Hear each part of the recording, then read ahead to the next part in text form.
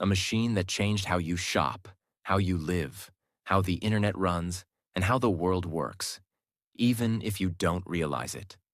That machine is called Amazon.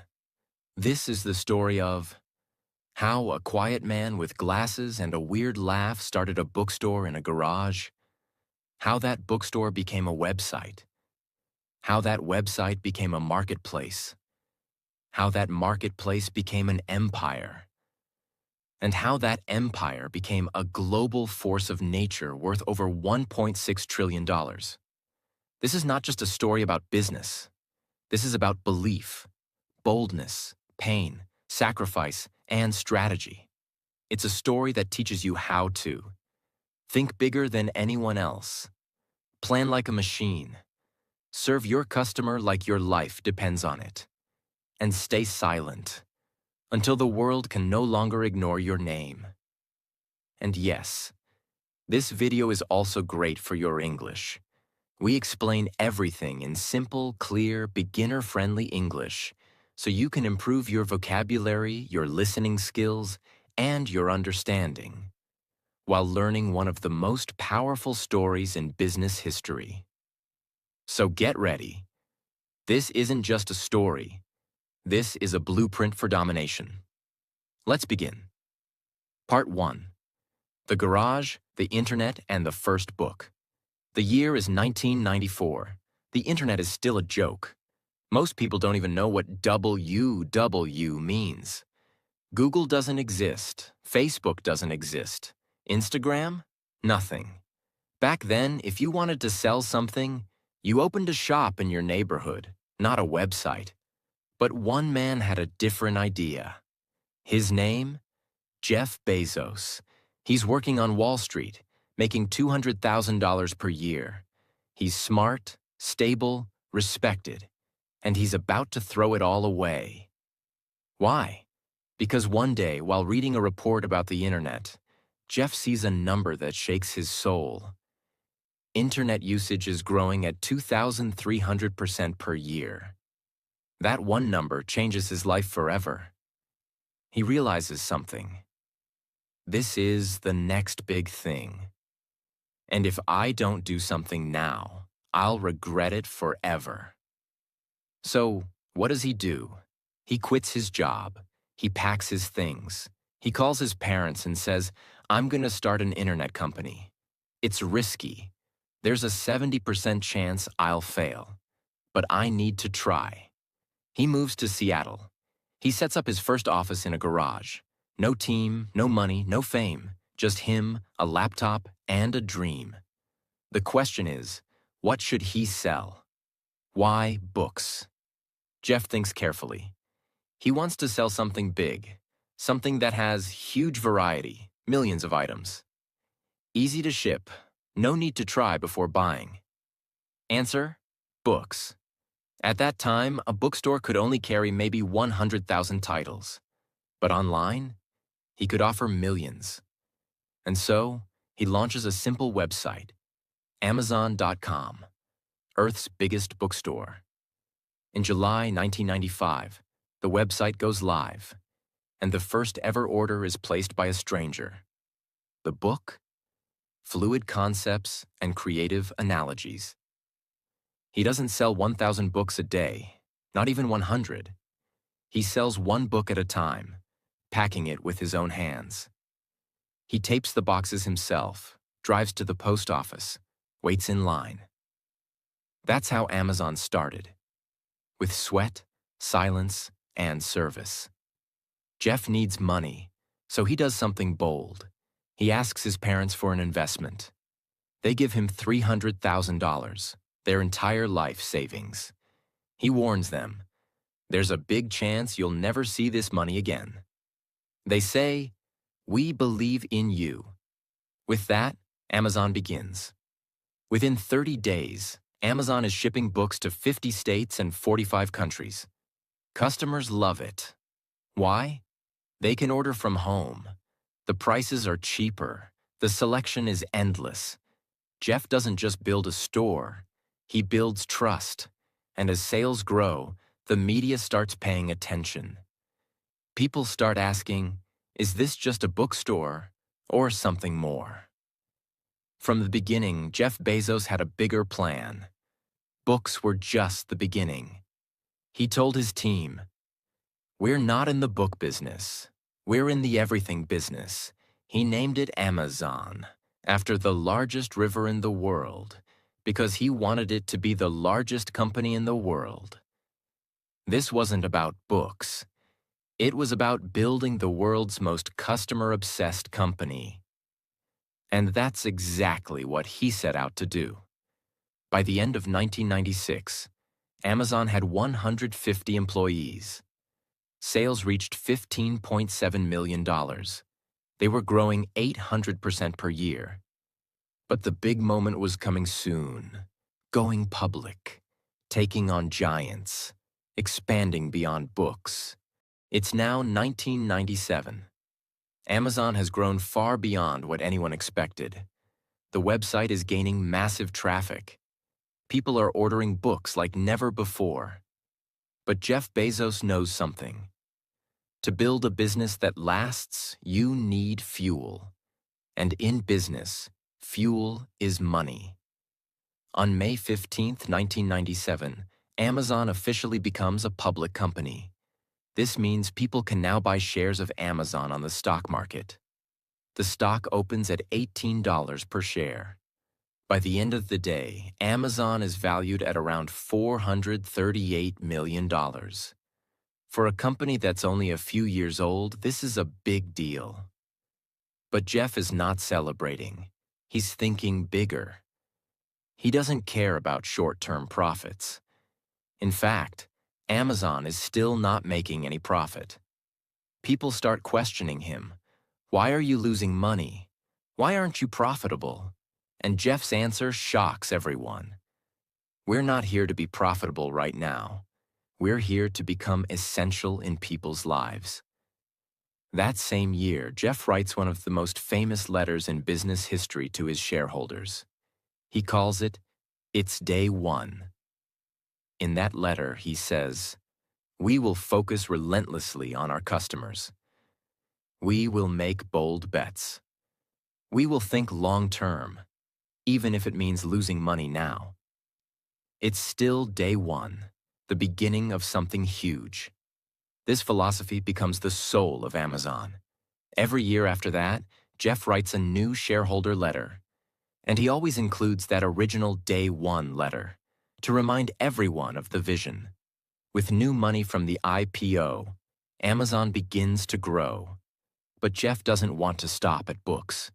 He adds CDs and music, movies and DVDs, toys, electronics. Each category comes with new challenges. More storage space, more warehouses, more staff, more technology. But Jeff is not afraid of problems. In fact, he believes, if we solve harder problems than others, we'll become stronger than others. Amazon invests millions into building fulfillment centers, massive warehouses where items are stored, packed, and shipped.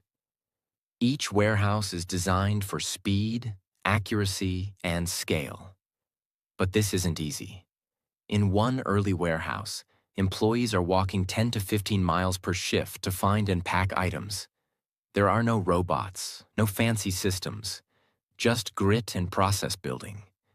Jeff visits these warehouses himself. He talks to workers. He studies the process. And slowly, he begins building one of the most powerful logistics networks in history. This becomes the backbone of everything Amazon does. Inside his mind, Jeff is already thinking 5 years ahead. He starts asking, why stop at books and DVDs? Why not add everything? He creates a new mission, to become Earth's most customer-centric company, where people can find and discover anything they want to buy online. He dreams of Amazon being the store where you can buy batteries, a baby stroller, a laptop, a chair, groceries, clothing, toothpaste, shampoo, even car parts, everything, all in one place. No one believes this is possible, but Jeff doesn't wait for approval. He just starts building. But then, disaster. The year is 2000. The dot-com bubble explodes. What is it?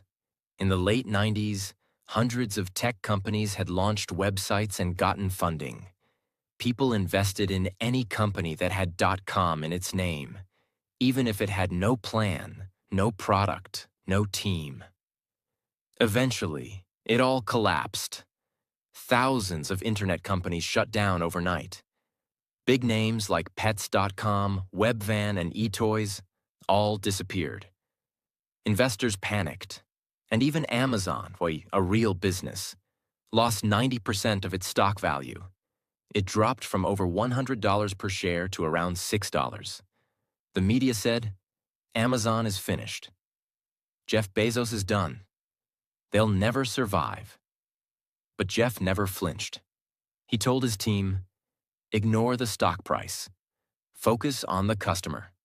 Do the right thing. The storm will pass to survive. He cuts costs, fires hundreds of employees, closes weak departments, tightens every system. It's painful, but it saves Amazon. Other companies vanish. Amazon survives. In the middle of all this chaos, Jeff launches something bold. Again. He says, why should Amazon sell everything ourselves? Let's allow other sellers to use our platform too. This idea becomes the Amazon Marketplace, where third-party sellers can list and sell their products on Amazon. At first, it seems risky. People say, you'll lose quality control. Customers won't trust it. But Jeff is thinking ahead. Again, this one idea changes everything. Suddenly, Amazon has millions of new products, without buying inventory, without hiring more staff, without risk. Third-party sellers grow. Customers get more options. Amazon gets a percentage of every sale. Everyone wins. Today, more than 60% of items sold on Amazon come from third-party sellers. And it started with one bold move. In the middle of a storm. By now, Jeff Bezos is building his business like a chess grandmaster. He's thinking 10 moves ahead, making decisions most CEOs are afraid to make, taking short-term pain for long-term power. He says something that becomes legendary. Your margin is my opportunity. What does that mean? If another company makes 40% profit, Amazon will come in and make 2%, just to steal the customer. Because Jeff knows, once people trust Amazon, they'll never leave. He's not trying to get rich fast. He's trying to build a company that lives forever. By 2003, Amazon's strategy works. Sales, over $5 billion. Profits, finally appear. Confidence, restored. Investors start believing again. But Jeff isn't celebrating. He's already building something bigger. Something the world has no idea about. A project that will quietly turn Amazon into a $1 trillion empire. Part 2. The birth of AWS, Amazon's secret weapon. The year is now 2003. Amazon has survived the dot-com crash. It's slowly becoming more than a bookstore. More products, more sellers, more countries. But Jeff Bezos is still not satisfied. Because while most CEOs would be celebrating the comeback, Jeff is already asking a dangerous question. What if we could become something more than just a store? What if we built the infrastructure of the entire internet? His team looks confused. They ask, you mean host websites? Jeff smiles. He already sees the future. At that time, thousands of tech startups were being born. Everyone wanted to create apps, websites, online tools. But they all had the same nightmare. Setting up servers, managing storage, buying expensive equipment, hiring engineers, waiting weeks or months to launch. Even simple projects took thousands of dollars and months of work just to build the back end. So Jeff and a small group at Amazon ask, Why don't we build a platform that gives them everything they need? Instantly. That's when the seed of AWS is planted. What is AWS? AWS stands for Amazon Web Services. It's not about shopping. It's about renting out Amazon's computing power to the world. Think of it like this. Instead of buying your own servers, you rent Amazon's servers. As much as you want, whenever you want. You only pay for what you use. It's like electricity for the internet. And just like electricity changed the world 100 years ago, AWS will quietly power the next digital revolution. While the world thinks Amazon is just selling books and DVDs, Jeff quietly forms a team of engineers and visionaries.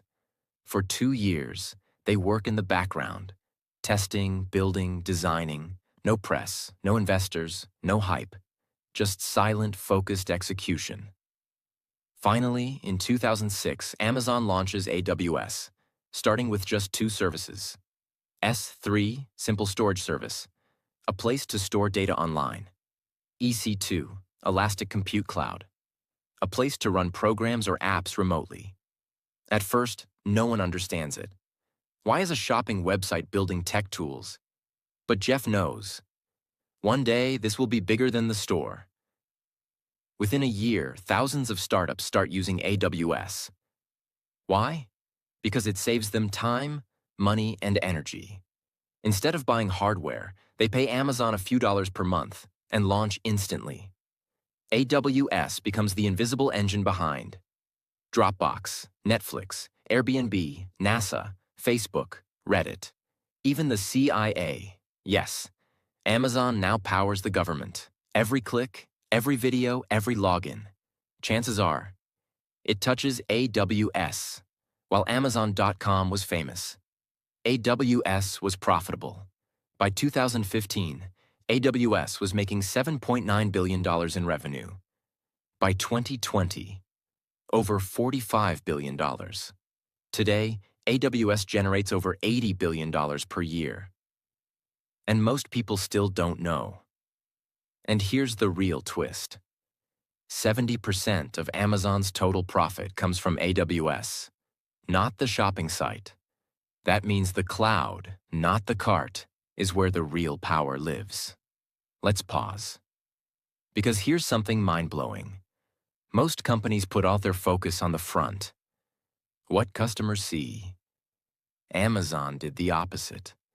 While the world focused on Prime delivery, one-click shopping, Alexa, Kindle, Jeff Bezos was building a fortress behind the curtain. AWS gave Amazon unlimited funding, total control, industry influence, global reach, long-term survival. Even if Amazon's retail division failed, AWS alone could keep the empire alive. That's not just smart. That's genius-level, future-proof business architecture.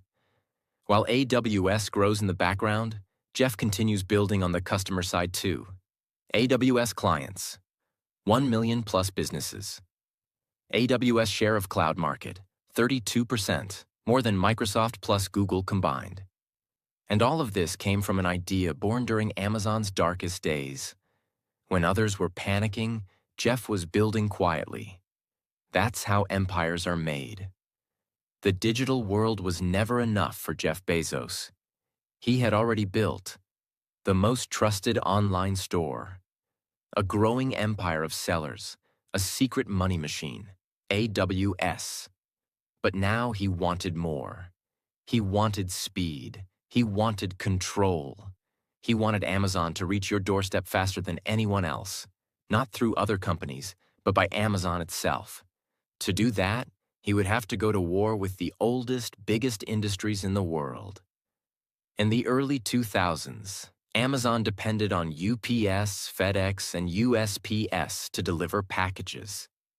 These companies were slow, expensive, and not under Jeff's control. And Bezos hated depending on others. So he quietly started building his own logistics empire, piece by piece. He opened fulfillment centers, warehouses where products are stored and packed. Then he added sortation centers to organize packages by region. Then came Amazon-owned trucks, planes, cargo ships, and eventually drones. His goal? We will control the entire customer experience, from click to doorstep. In 2005, Amazon introduced something that would change the game forever: Amazon Prime. At first, it was simple. Pay $79 per year. Get free 2-day shipping on millions of products. Everyone thought it was a bad idea.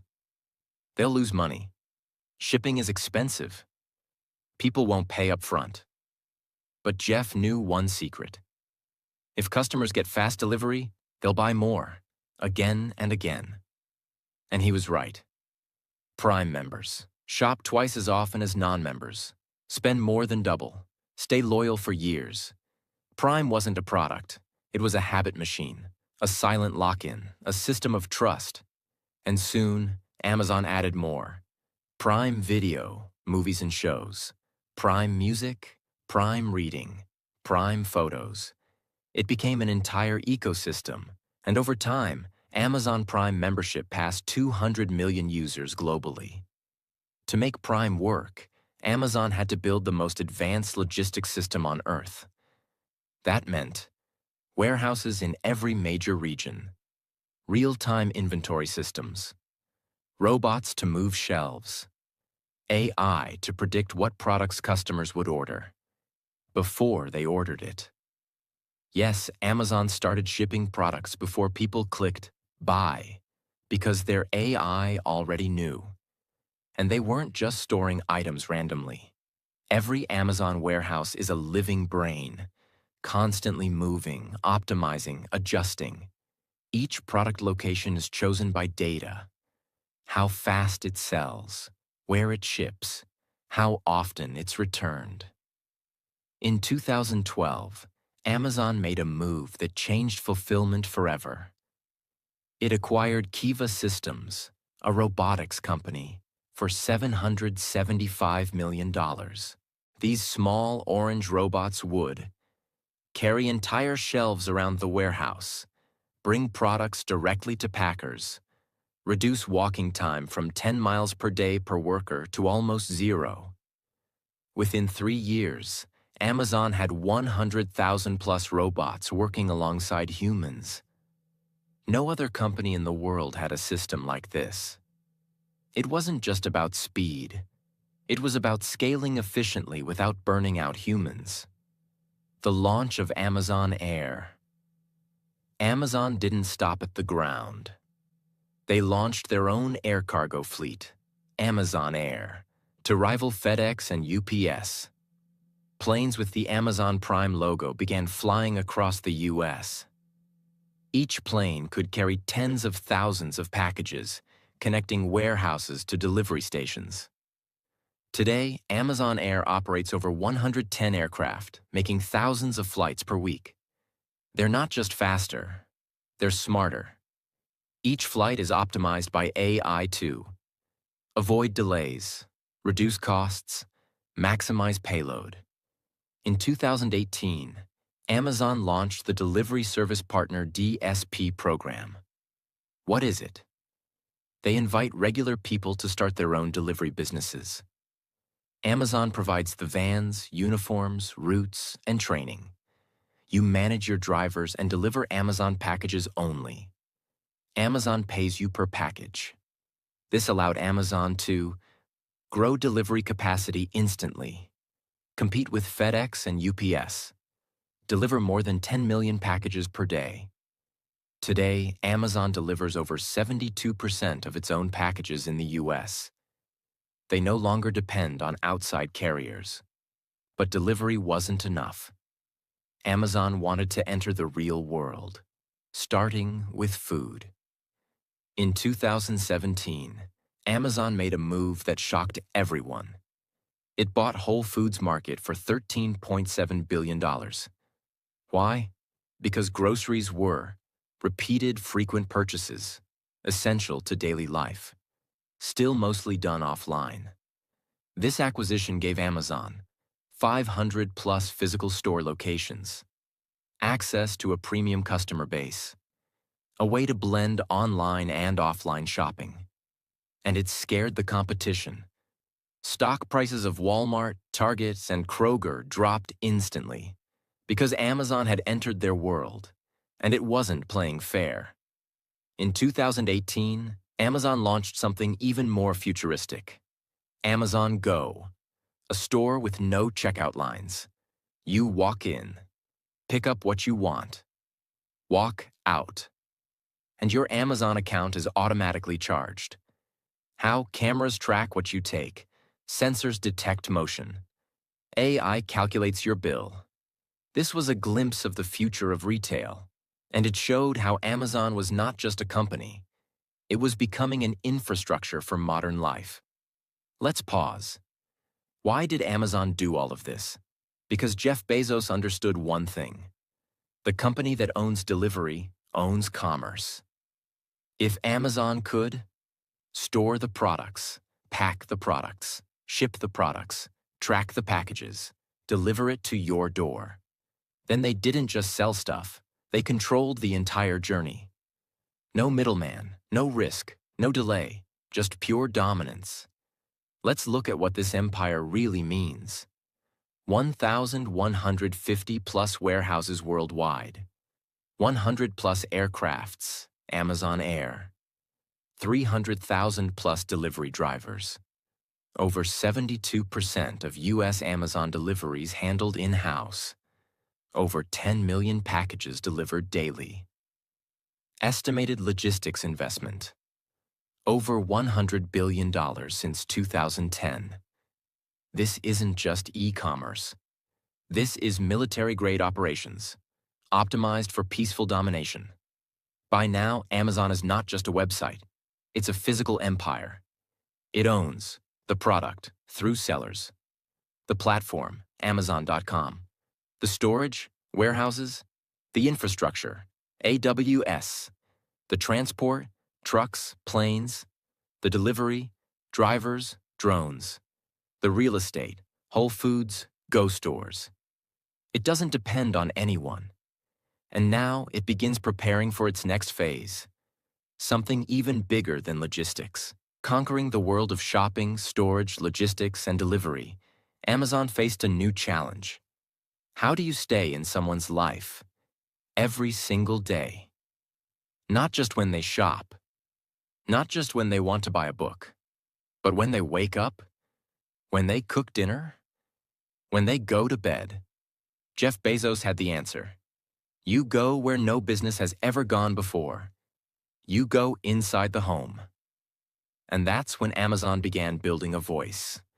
The birth of Alexa. In 2014, Amazon launched something that felt futuristic, almost magical. A small black speaker that could talk back to you. You could say, Alexa, what's the weather? Alexa, play music. Alexa, turn off the lights. Alexa, order more toothpaste. It was called the Amazon Echo, and the voice inside it was named Alexa. But this wasn't just a gadget. It was the beginning of a silent revolution. A way for Amazon to become part of your daily habits. Jeff Bezos understood something most companies ignored. The future isn't just about websites or screens. It's about voice, presence, and automation with voice. There's no friction, no typing, no search bar, no apps, just you speaking. And when customers speak, Amazon listens, literally. Every time you say Alexa, you train the system. It learns your accent, your preferences, your tone, your habits. And this data allows Amazon to serve you faster, smarter, deeper. Alexa wasn't just about weather and music. Soon, it began connecting to everything. Lights, thermostats, televisions, refrigerators, doorbells, security cameras. Now, with Amazon Ring, you could see who's at your door from anywhere. With Amazon Smart Plug, you could control appliances by voice. With Fire TV, you could say, "Alexa, play Iron Man," and it would start playing instantly. This wasn't science fiction. This was Amazon building an ecosystem where you never had to leave. And you didn't even need a phone. Your voice became the controller. Here's where it gets even more powerful. Alexa wasn't just about smart homes. It was about shopping without friction. You could say, "Alexa, reorder detergent." "Alexa, buy batteries." "Alexa, what's my next delivery?" And because Amazon already had your address, your payment method, your preferences, your purchase history, it could complete the order instantly with no clicks, no typing, no comparison. Amazon had turned shopping into a conversation. That's how powerful this system was. But even that wasn't enough. Amazon wanted to go deeper, beyond voice. It started using AI and machine learning to analyze what you've bought, what you searched but didn't buy, what other people like you bought, what time of year it is, what's trending near you. Then it began making recommendations with scary accuracy. People who bought this also bought, "You might like this. Add this to your next delivery." In fact, Amazon's recommendation engine drives 35% of all sales, over $200 billion per year. It's not guessing. It's reading your mind, and sometimes even acting before you act. Amazon even patented something called anticipatory shipping. This system would predict what products customers would order next, ship them to a nearby warehouse before the order is placed, or even ship them to a nearby delivery hub, so that when you finally do click buy, the package is already halfway there. It sounds insane. But that's how deep Amazon's system thinks. It's not reacting. It's predicting. All of this is powered by a massive AI infrastructure, machine learning models, deep neural networks, user behavior tracking, product tagging, sentiment analysis, purchase prediction, every click, every scroll, every pause on a product image. Amazon's AI is learning from it. And because it has hundreds of millions of customers, the data is endless. That's how it gets smarter every day. Not through innovation alone, but through observation at scale. Alexa is now active in over 100 million households. Amazon has sold 200 plus million Echo devices. Over 70% of Amazon app users see AI-powered recommendations. Voice commerce market, led by Alexa, is expected to reach $80 billion by 2025. AI manages real-time pricing of millions of products. AI also powers fraud detection, inventory placement, search ranking, and customer service bots. This is not just a tech company. This is an intelligent, ever-learning organism. Jeff Bezos once said, "Your brand is what people say about you when you're not in the room." So he built a company that would never leave the room. It's in your living room, Echo. In your kitchen, dash buttons, Alexa. In your bedroom, Kindle Fire TV. On your front door, Ring camera. In your phone, Amazon app. In your voice, Alexa commands. And even in your thoughts, recommendations, suggestions. Amazon doesn't wait for you to come to it. It goes where you are. Amazon had already won the battle of speed. It had already dominated shopping. It had already taken over delivery. It had already built the cloud, the system, the home assistant, and the habit loop. But one thing was still missing: entertainment, storytelling, cultural relevance.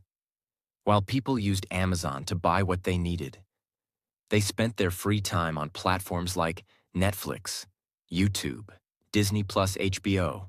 That was dangerous for Amazon because attention is power, and whoever controls the screen controls the mind. So Jeff Bezos made a decision. We need to build a media empire, not tomorrow, but now. In 2011, Amazon quietly launched Amazon Instant Video, a platform where users could stream movies and shows. At first, it wasn't very good. The selection was limited. The interface was clunky. People didn't take it seriously. But just like he had done with AWS, with logistics, with Alexa, Jeff knew. Start small, learn, improve, win. And so, Amazon slowly turned it into something massive, Amazon Prime Video, and it came free with a Prime membership. That was the genius move. Netflix charged monthly. Amazon gave it as a bonus for joining Prime. So now, when you paid for fast shipping, you also got free access to Hollywood movies, award-winning series, original documentaries, sports events, global cinema. That gave Amazon two advantages. 1. It created massive loyalty to Prime. 2. It trapped users inside the Amazon ecosystem longer. Now Amazon didn't just own your wallet, it owned your evenings. But Amazon didn't stop at licensing movies. It wanted to create its own shows that would change culture. So it built Amazon Studios, hired top Hollywood producers, and started writing. Then came the hits. The Man in the High Castle, Bosch, Fleabag, The Marvelous Mrs. Maisel, Jack Ryan, Reacher, Citadel, The Boys. Each show targeted a different audience. Each one had a different emotional flavor. Each one pulled users deeper into the Amazon experience. And then Amazon made one of the boldest moves in streaming history. In 2017, Amazon paid $250 million just to buy the rights to make a Lord of the Rings show. That didn't include actors. That didn't include production. Just the license to make it. Then they spent another $500 million producing Season 1 of The Rings of Power. The total budget crossed $750 million, making it the most expensive TV show ever made. Why would they do this? Because Jeff Bezos personally said, "We want our own Game of Thrones. We're not playing small.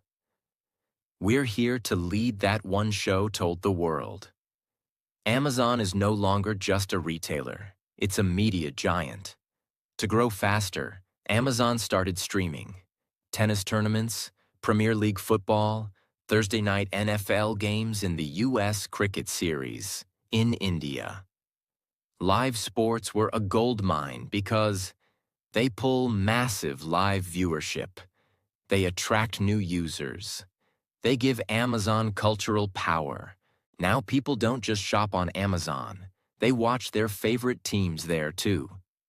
That's a level of emotional connection no e-commerce brand had ever achieved before. As Prime Video grew, Amazon began aggressively expanding into India, Brazil, Germany, Japan, United Kingdom, Mexico, Australia. They offered region-specific shows and movies, hired local directors, and even launched Prime originals in Hindi, Tamil, Spanish, and German. In India, Amazon invested over $1 billion just in content and partnerships.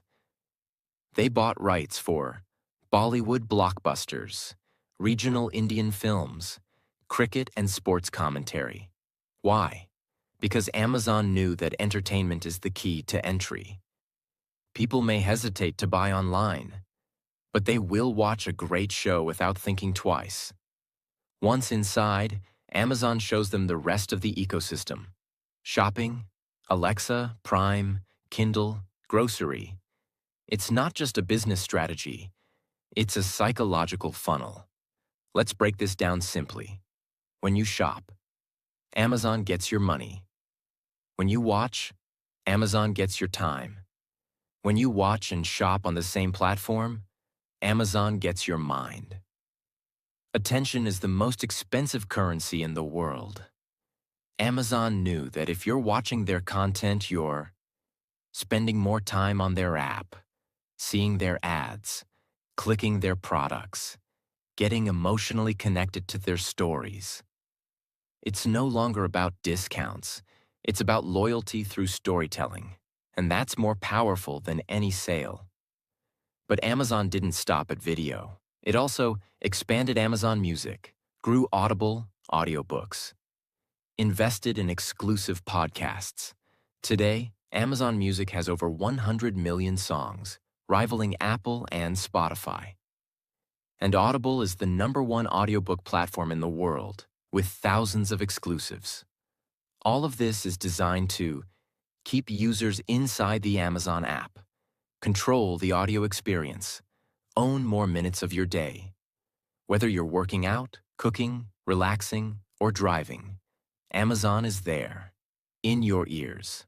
Amazon by the numbers, entertainment plus global. Prime Video users, over 250 million worldwide. Streaming in 240 plus countries. Content budget, 2023, $17 billion. Audible subscribers, 50 million plus music subscribers. Estimated 80 million plus languages supported, 30 plus top markets. US, India, UK, Germany, Japan, Brazil. This is no longer just a store. This is a media empire, quietly surrounding every aspect of modern life. At this point in the story, Amazon has the world's biggest store, the world's biggest cloud infrastructure, a logistics network that beats FedEx and UPS, smart devices in your home, AI that predicts your needs, a streaming service with global reach, a voice inside your house, your payment info, your preferences, and your trust. It's no longer about selling to customers. It's about becoming a part of their lifestyle.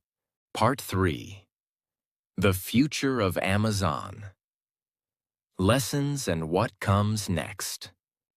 Amazon today is more than just a company. It is a platform for commerce, a force of habit, a cloud of intelligence, a builder of machines. In 2018, Amazon partnered with JP Morgan and Berkshire Hathaway to form a healthcare initiative called Haven. Their goal? Fix healthcare for their employees and then for the world. It failed in 3 years, but Amazon didn't give up. Instead, it acquired PillPack, an online pharmacy startup, for $753 million. Launched Amazon Pharmacy, letting customers order prescription drugs through Prime. Developed Amazon Clinic, a virtual health platform for quick consultations and treatments. Hired thousands of health professionals. Integrated Alexa with health devices for reminders, symptoms, and caregiving.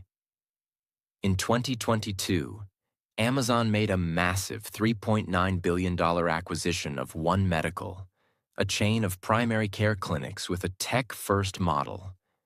This move gave Amazon access to millions of patients, data on health habits, prescriptions, visits, and more. Entry into insurance partnerships, corporate wellness, and employer plans.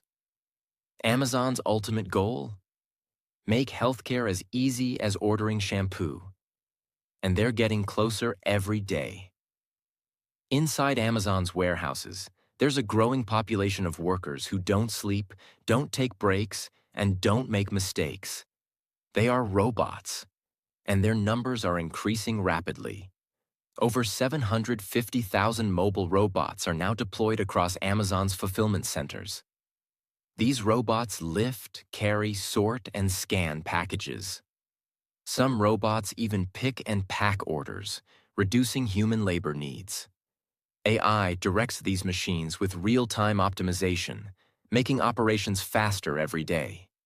But Amazon's vision is even bigger. It's investing in agility robotics, humanoid robots that walk like humans, self-driving delivery vehicles, Amazon Scout, drones, Prime Air, that can drop packages within 30 minutes.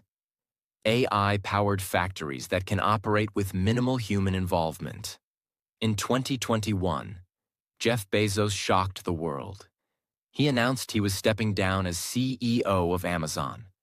Why? He said, "I want to focus on innovation, the environment, and space." He remained as executive chairman while Andy Jassy, the head of AWS, became CEO. But behind the scenes, there was more. Increased political pressure, media scrutiny, antitrust lawsuits, internal protests, and his desire to build the next empire, Blue Origin, his space company. It wasn't an escape, it was a pivot. Bezos had taken Amazon as far as he could. Now he wanted to leave Earth behind. Here's what Amazon is working on right now. In labs, behind closed doors. Project Kuiper, Internet from Space. Amazon is launching a constellation of satellites to deliver global internet. It's a direct competitor to Elon Musk's Starlink. Over 3,200 satellites planned, targeting rural areas, poor countries, disaster zones. This will give Amazon control over connectivity, not just content. Generative AI. Amazon is developing large language models to rival ChatGPT, integrating AI into Alexa, smarter, more human. AWS, tools for developers. Amazon Search, more accurate. Acquired Anthropic stake, $4 billion, to strengthen its AI race position. Checkout free retail, Amazon Go evolution. Expanding stores with no lines, no cash, no friction, using cameras, sensors, AI, and facial recognition. Could become the standard in airports, stadiums, grocery chains, shopping malls. Amazon as a platform for everything. Amazon is not just a store anymore. It is becoming the bank, Amazon Pay, the doctor, Amazon Pharmacy, the teacher, Audible, Kindle, the screen, Prime Video, Fire TV, the home assistant, Alexa, the delivery company, Amazon Logistics, the cloud, AWS, the storefront, Marketplace, the builder of your next robot or AI assistant. It wants to become the default, like electricity, like the internet, like water, so invisible, so essential, that no one can remove it. Amazon, by the final numbers, revenue, over $575 billion per year. AWS profit contribution, over 70% employees, over 1.5 million globally. Market cap, over $1.6 trillion. Warehouses, 1,150 plus Prime members, 250 million plus Alexa devices sold, 200 million plus streaming subscribers, 250 million plus robots deployed, 750,000 plus delivery vehicles, over 100,000. Countries served, 190 plus. This is not just a company anymore. This is a civilization engine. 10 life-changing lessons from the story of Amazon. 1. Start small, but think huge. Jeff Bezos started by selling books. He wasn't trying to become rich overnight. He was building trust, systems, and scale, slowly. But in his mind, he always saw the everything store. Lesson. Begin with what you have, but never think small about your future. 2. Don't chase profit, chase the customer. While other companies focused on money, Amazon focused on one thing. How can we make the customer's life easier? That single obsession made them unstoppable. Lesson. Serve so well that people can't leave you, even if your price isn't the lowest. 3. Be willing to lose, to win bigger. Amazon didn't make profit for years. It faced criticism, stock crashes, media attacks. But Jeff didn't panic. He knew, if we win trust first, the money will come later. Lesson. Sacrifice comfort now to build power later. 4. Control the whole system. Amazon didn't just sell products, it built its own website, delivery network, cloud system, payment tools, even its own planes. Lesson: the more pieces of the system you control, the fewer people can stop you. 5. Reinvent yourself before the world forces you to. Every time Amazon got comfortable, it changed. From books to everything. From store to platform. From digital to physical. From shipping to streaming. From retail to robotics. Lesson: if you're not evolving, you're already dying. Reinvent before it's too late. 6. Invest in invisible power. The public saw Amazon's website, but the real power came from AWS, logistics, data, and AI, all hidden from the spotlight. Lesson: true power often grows in silence. Build what the world doesn't see yet. 7. Use data, not drama. While others made emotional decisions, Amazon relied on data, testing, metrics, patterns, and feedback loops. Lesson: don't guess, don't gamble. Build your strategy on truth, not noise. 8. Own the experience. Amazon controlled every inch of the customer experience. What you see, how it's delivered, what gets recommended, how fast it arrives, what price you pay. Lesson: don't just sell a product. Create an entire world around it. 9. Obsess over what's not working. Jeff once said, complaints are gifts. They show you where to improve. Amazon constantly uses negative reviews, failed products, and customer anger as fuel for innovation. Lesson: don't ignore the pain. Study it. Fix it. Learn from it faster than your competition. 10. The goal is not just to sell, but to stay. Amazon didn't want to be just a shop. It wanted to be part of your life. Every hour, every room, every screen. And it succeeded. Lesson: build something so valuable that people don't just visit, they stay. You've now seen the full story of Amazon, from nothing to everything.